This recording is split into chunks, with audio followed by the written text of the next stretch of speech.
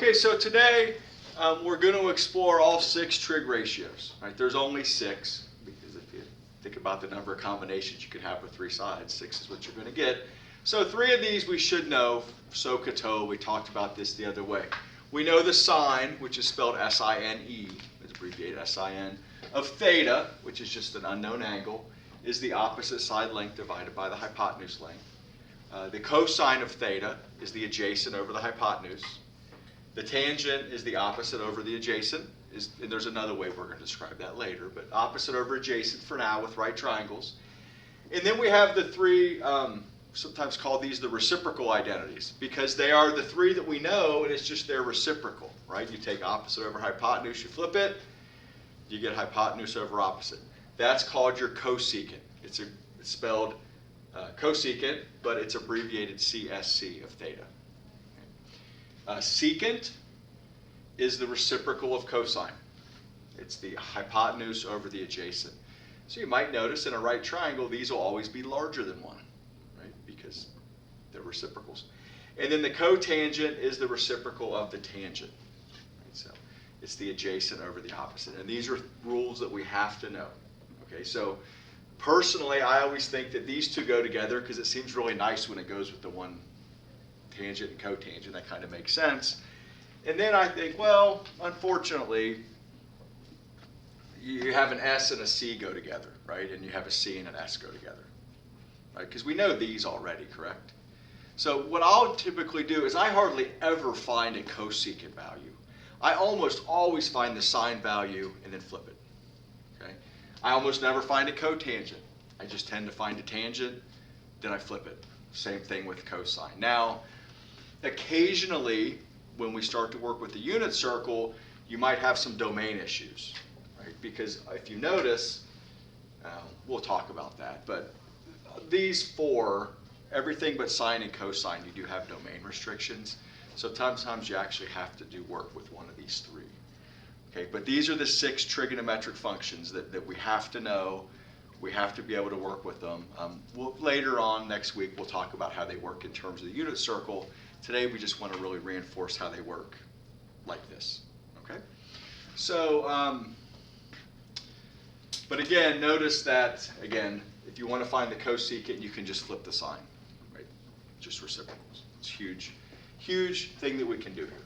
So, for an example here, we'll do a couple examples together, and then we'll have some practice just at your tables or whatever. So let's say that we are given, I don't know, how about a triangle? And we're told that this is the angle theta up here, right? And then we say, I don't know, this is 5. I'm trying to, should we do it? We should do a nicer one. And this is 12. And this is 13. So a 5, 12, 13 right triangle. And if you check it, 5 squared is 25 plus 144 equals 13 squared, which is 169. It's called a Pythagorean triple.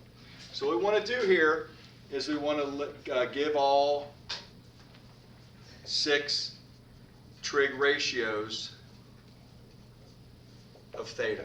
Right? So we want to list all 6 trig ratios of theta. So if you want to, take a second and try that. We have our formulas over there. So just go ahead and see how that works for you. Okay, so hopefully we're able to set this up, but we know our rules, right? And we're going to, the way I do this is I just start with SOHCAHTOA, which I've always known. So to find the sine of theta, it's going to be the opposite over the hypotenuse. We know that 13 is the hypotenuse. It's opposite the 90-degree angle. And then 12 would be the opposite because of where theta is located. You have to know which angle you're talking about, right? Or it would be different if you use different angles. So the sine of theta would be 12 over 13. The cosine of theta is the adjacent over the hypotenuse, which would be 5 over 13. And the tangent of theta would be the opposite over the adjacent, which is 12 over 5. And then from here, I just think, what are my reciprocals? Right? So I know the reciprocal of sine is the cosecant, because I know the S goes with the C. Just the way it works. So that's going to be 13 over 12. And this is a nice example. We don't have to rationalize anything. That's where it can get a little bit unwieldy sometimes. And then we have that the secant of theta is the reciprocal of the cosine. And I write them out like this on purpose, like so I kind of match them up. It's 13 over 5, and the cotangent of theta is 5 over 12.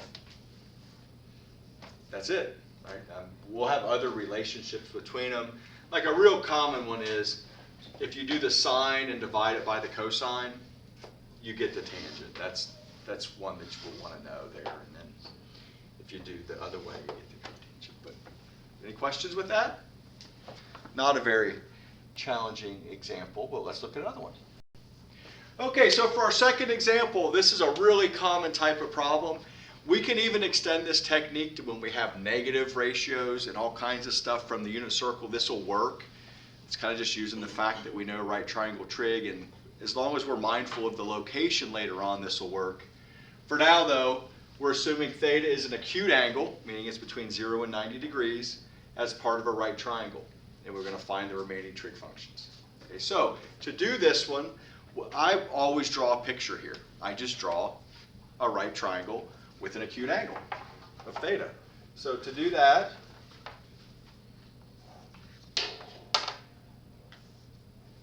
right, just a right triangle. Pick an angle for theta. Pick that one. Again, you could use any right triangle you wanted. Of course, this is not going to be to scale, but we're just using it as sort of a placeholder, sort of a reference. Okay, so if we know the sine of theta is 5 over 6, that's the ratio, right? Now, that doesn't mean, well, it's just a ratio. You know, this could be 5 million over 6 million, but it reduces to be 5 over 6. Right? It's just a ratio. There's no unit attached to it. So we do know that this is the ratio of the opposite to the hypotenuse. Okay, so that tells us that the opposite would be 5 and the hypotenuse would be 6. Well, if we're going to find the remaining 6 trig ratios, we probably want to know the adjacent side, right? Now, right away, which we do know one ratio pretty much instantly.